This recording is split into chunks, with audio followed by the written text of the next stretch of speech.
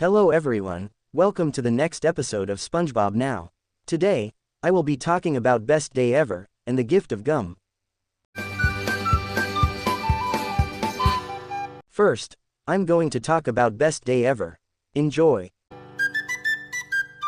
SpongeBob starts the episode by waking up and singing the song, Best Day Ever, and he describes to Gary what he plans to do on this day. Do his perfect job at the Krusty Krab, practice karate with Sandy, go jellyfishing with Patrick using his new high-tech net, and at the end of the day, attend Squidward's big clarinet recital. However, SpongeBob's best day ever does not turn out as he plans. He goes to the Krusty Krab, only to find it condemned due to a severe nematode infestation. He then tells the nematodes to leave, but they eat his pants instead.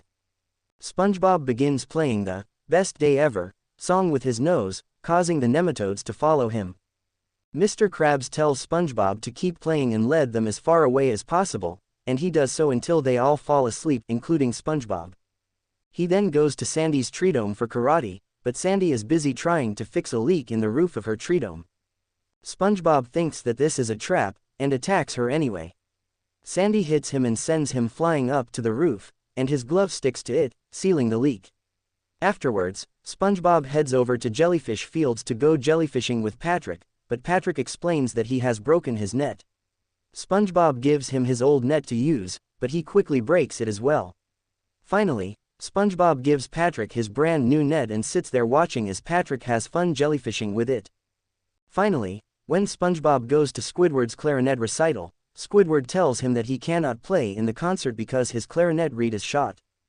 SpongeBob pulls out one of his teeth to replace the reed, and angrily demands Squidward to put on the show, frustrated that the majority of his best day ever is ruined. When SpongeBob tries to enter the concert, the doorman will not let him in because he does not have a ticket. He tries various methods of sneaking in, but is caught every time. Eventually, the doorman realizes who SpongeBob is. Mrs. Puff said his name while hiding in her purse and lets him in because he is on the VIP list. However, the concert ends just as SpongeBob gets into his seat, and then he finally loses it.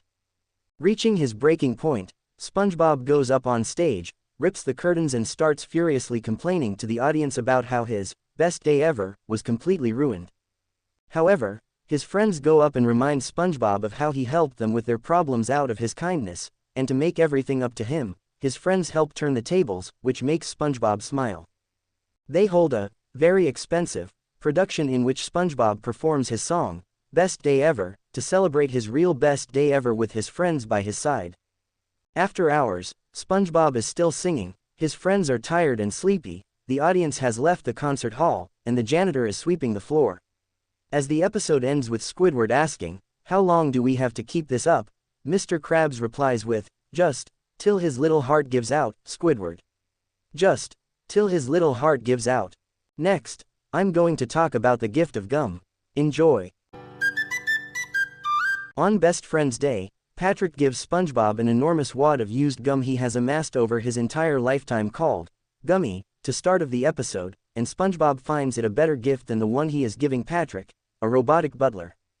However, when he takes it inside, he realizes how disgusting it is with its used and unwashed contents, and it even starts to scare him, with a pair of underpants crawling out of the gum and talking. First, SpongeBob tries to throw it away, but Patrick catches him in doing so, and he says that he was dressing it up with the garbage can.